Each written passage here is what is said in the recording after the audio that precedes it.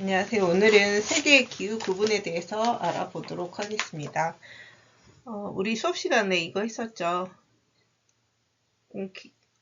이 A에서 이 기후를 구분하는 기준을 물어봤었는데 수업 시간에 이 파트는 다시 한번 모두 퀴즈 때 1, 2, 3, 4단계 학생 모두들 이 단계는 무조건 이건 외우게 한 다음에 각자 단계 풀도록 하겠습니다.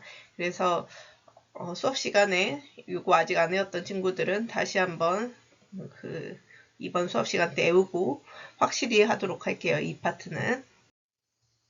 쾌페는 A에서 E 기후를 구분했는데요. 수목기후, 무수목기후, 나무가 자라기에 유리한, 그 다음에 나무가 자라기에 좀 어려운 기후를 구분했는데 수목은 크게 A, C, D 기후, 무수목은 B, E 기후로 나눴습니다.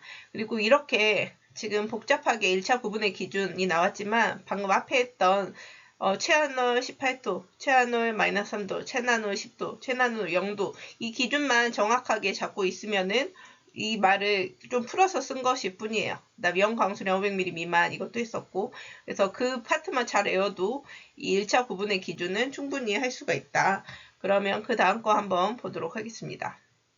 여기에서 끝나는 게 아니고 우리가 건조기후는 크게 스텝 3화, 한대기후는 툰드라, 빙설이 있다고 언급만 했었는데요. 그 외에도 ACT 기후도 더 세분화할 수가 있어요. 1차가 이렇게 A, B, C, D, E로 끝났다면 2, 3차 같은 경우에는 좀 더 다양하게 있다. 먼저 2, 3차 그러면 구분의 기준을 볼게요. 연중 수분을 붙이는 경우에는 F를 붙입니다. 1년 내내 비가 온다. 그러면 소문자 F를 붙이고요. 그 다음에 여름이 건조한 지역이다. 그러면은 소문자 S를 붙여요. 썸머라고 생각하면 돼요. 그 다음에 겨울이 건조한 지역이다. 그러면은 W를 붙이고요. 윈터 소문자 W. 그 다음에 계절풍. 우리 계절풍 배웠죠. 계절에 따라 다르게 부는 바람을 방향이 다르고 이런 바람을 계절풍이라고 했는데 계절풍의 다른 이름이 몬순이에요. 그래서 M을 붙입니다. 계절풍 기후 같은 경우에는. 그 다음에 A, 소문자 A, 소문자 B까지 붙여지는 경우가 있는데요. 보통 AF, AW 이렇게 있는데 C 기후에서 이 3차 기후까지 나타나게 됩니다. 그래서 CFA 이런 식으로 나타나게 되는데 A가 붙었다. 그러면 가장 더운 달 평균 기온이 22도가 넘으면 A, 22도가 안 되면서 미만이면서 플러스 월 평균 10도 이상인 달이 4개월 이상이면 B까지 붙입니다. 그래서 이거 세분화하면 이렇게까지 갈 수가 있다.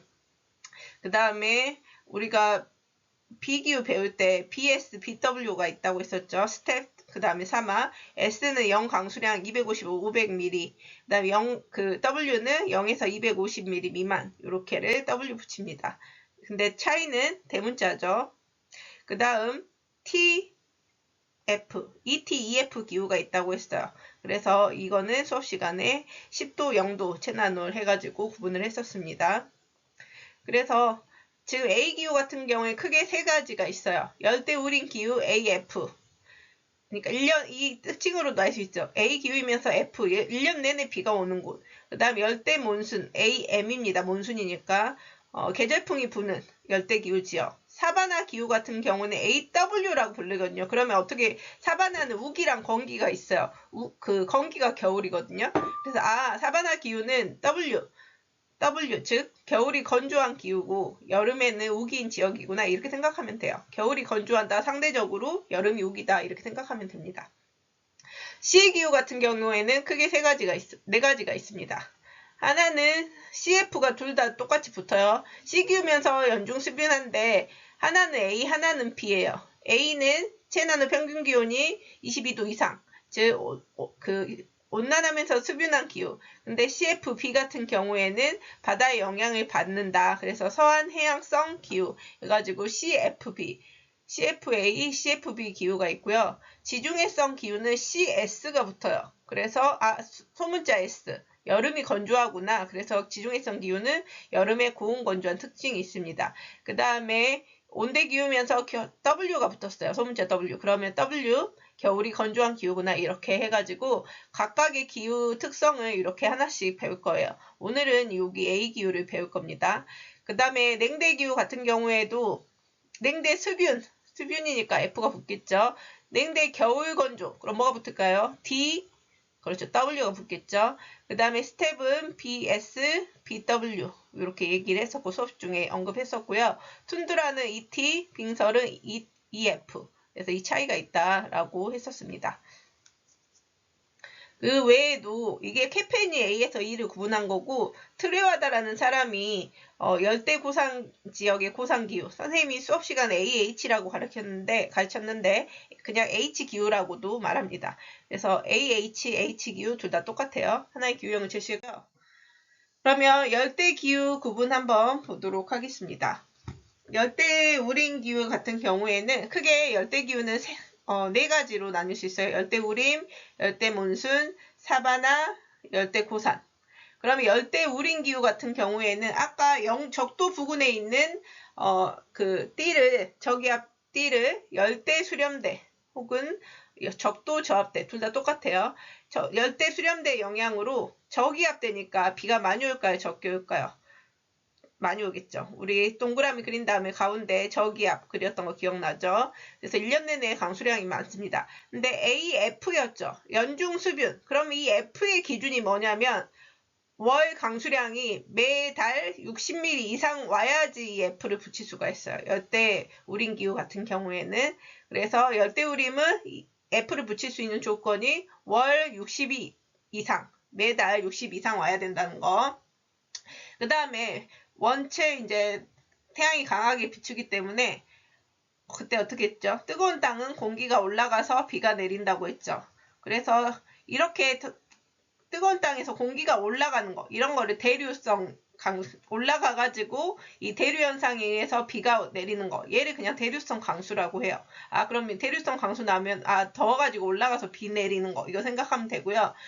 그래서 선생님이 수업 시간에 우리나라도 소나기가 오전에 오니 오후에 오니 했을 때 오후에 온다고 했죠. 왜? 오전에는 계속 데워져야 돼. 그러다가 다 데워지면은 오후에 이렇게 비가 내리는 거겠죠. 그래서 우리나라의 소나기 같은 거를 열대기후에서는 스콜이라고 불러요.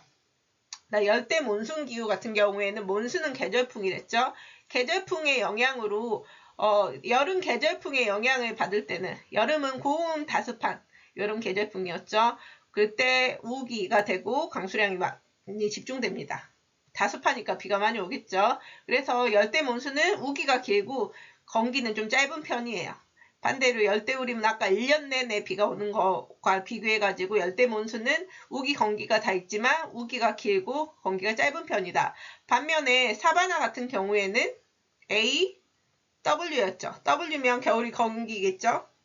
근데 열대 몬순보다 건기 우기가 뚜렷하게 구분돼요. 근데 A 기후, 즉 햇볕이 쨍쨍하면서 어쨌든 우기가 있잖아요. 비가 많이 오는 시기가 있어요. 그러다 보니까 건기 때는 이제 마르기도 하지만 우기 때 풀이 굉장히 잘 자랍니다. 그래서 다른 지역보다 이 초원이 풀이 커요.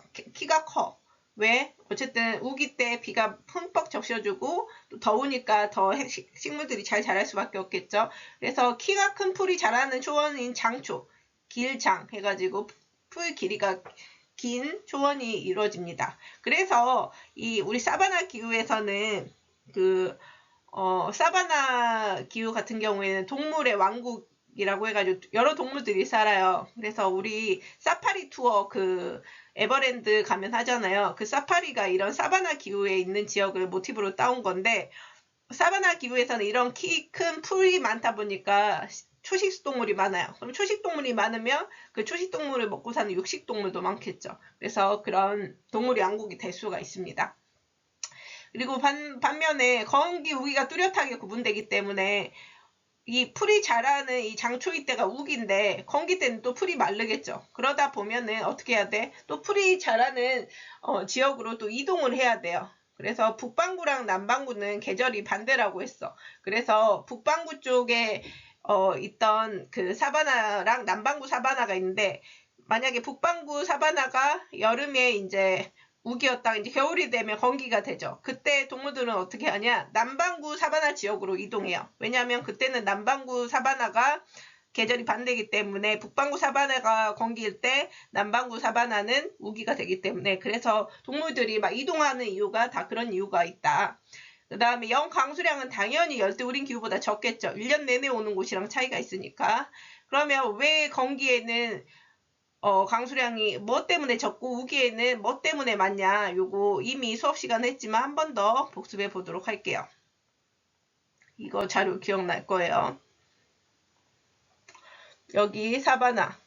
둘 다 사바나 기후입니다. 원래 0도와 30도 사이에 위치해 있어요. 태양은 이쪽을 가장 적도 쪽을 가장 강하게 비추는데 어떻게 된댔죠?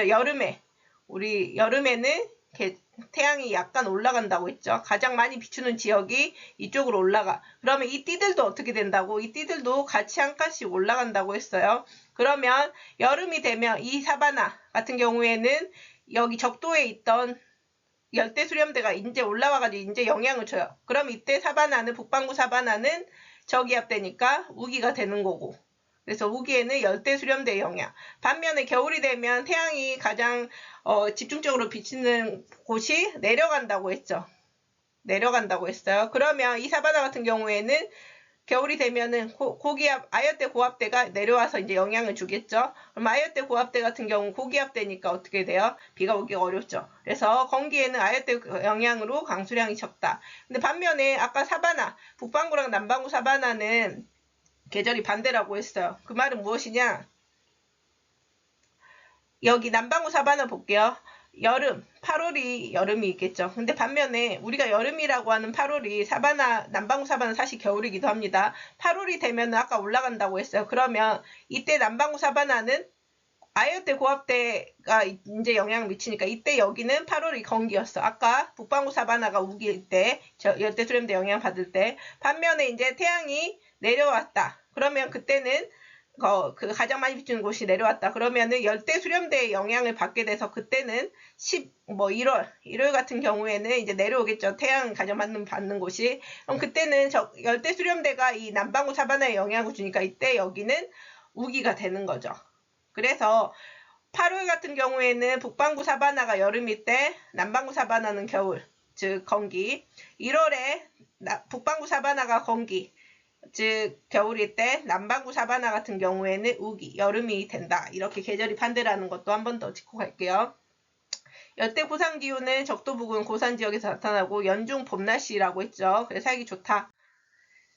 그러면서 지금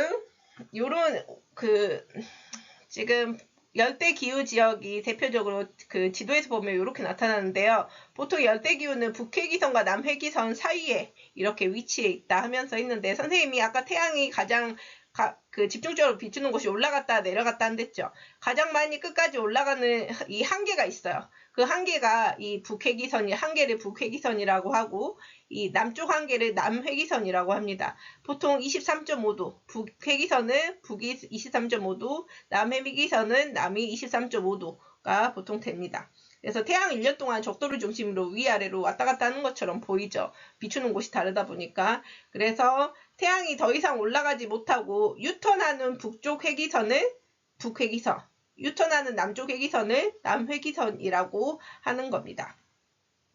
그리고 이 적도 같은 경우에는 태양이 어쨌든 1년 내내 머리 위에서 쨍쨍 비추기 때문에 언제든 1년 내내 가장 좀 더운 곳에 해당되긴 합니다. 근데 이 더운 곳이 적도는 어느 정도 항상 덥지만 이 여름, 겨울에 따라서 조금 더 더운 곳이 달라진다고 한 거예요. 태양이 북쪽으로 올라갔다 돌아오는 선이 북회기선, 남쪽으로 내려갔다 돌아오는 선이 남회기선이라고 이해를 하면 됩니다. 그럼 이런 식으로 나왔을 때 각각 A 뭔지는 우선 알 수 있어요. 왜? 첫 번째 이런 기후 그래프가 나왔을 때는 최하늘 기온을 보랬죠. 최하늘 기온이 셋 다 18도가 넘어가. 그럼 여기 18도 이상이니까 A까지는 됐어요. 근데 F가 되려면 뭐라고? 1년 내내 매월 강수량이 60도가 넘어야 된다고 했어요. 60이면 요 정도겠죠? 여기 보니까 다 60 넘었네요. 그럼 AF가 되는 거고 얘는 어떤 때는 안 되는 지역 있죠. 60 안 될 때. 얘도 60 안 되는 때가 있죠. 그래서 얘는 AF고 그러면 AM이고 그 W는 어떻게 구분하나요? AW가 더 건기 우기가 뚜렷하다고 했는데 여기 상으로 봤을 땐 조금 명확하지가 않은 것 같아요 라고 할 수가 있죠. 당연합니다. 그래서 시험에서는 AF인지는 물어봐도 이 기후 그래프를 주고 어떤 게 AW, AM인지는 사실 묻지 않아요. 그래서 특징만 정확하게 알고 있으면 됩니다. AF는 매우 60도 이상인 강수량이 그렇고 AM, AW는 어쨌든 건기 우기가 뚜렷하고 체한도 18도 이상이다. 이 정도만 알면 됩니다. 그래서 비교군을 항상 AF랑 AM, AF랑 AW 이렇게 하지 AM이랑 AW 비교하는 그래프로는 절대 나오지 않습니다. 그래서 문제 풀 때는 만약에 이런 뚜렷한 건우기가 뚜렷하고 그 다음에 매우 60이 안 돼. 그러면 그리고 A는 확실해. 그럼 얘를 AM으로 풀든 AW로 풀든 크게 상관은 없어요. 마지막으로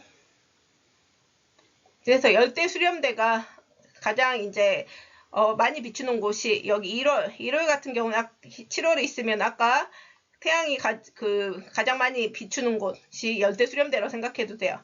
7월에는 올라갔죠. 그래서 한 칸씩 올라간다고 계속 설명했습니다. 1월에는 열대 수렴대가 내려왔습니다. 그리고 여기 북동무역풍, 남동무역풍, 적도 이 열대 수렴대를 기준으로 이렇게 불고 있는 것도 보이고 있습니다. 그래서 시험에서는 어떻게도 나오냐면 얘를 가려요. 이걸 가리고 얘가 1월인지 7월인지부터 맞추라고 해. 그 방법은 바로 열대 수렴대 위치를 보면 됩니다. 적도를 기준으로 했을 때 열대 수렴대가 올라가 있다. 여름. 7월 북반구 기준으로 여름인 거죠. 그 다음에 영도 기준으로 열대 수렴대가 내려와 있다. 그러면은 1월 이렇게 풀면 되겠습니다. 여기까지 할게요. 더 있네요. 좀 더 알겠습니다. 그럼 열대기후 지역의 주민 생활은 어떠냐? 당연히 우리 여름 생각하면 돼요. 노출이 많은 개방적인 의상. 그 다음에 고온 다습해. 그리고 그 통풍이 잘 돼야 돼요. 그래서 어떻게 하냐? 고산가오. 이 땅에서 조금 띄어가지고 짓는다는 거지. 그래야 통풍도 잘 되고 해충이 올라오는 것도 막고 여기 습기, 열기 다 차단 어느 정도는 막을 수 있겠죠. 바로 땅 위에다 지면 엄청 덥고 습할 거 아니야. 그 다음에 산업, 전통산업 같은 경우에는 수렵, 채집 뭐 이런 것도 하지만 농업에서는 이동식 화전. 돌아다니면서 불을 내서 농사를 짓는다는 건데요. 이동식 화전농업의 대표적인 게 카사바 얌이라는 약간 우리나라 지금 고구마처럼 생긴 게 있어요. 이게 어떻게 하는 거냐?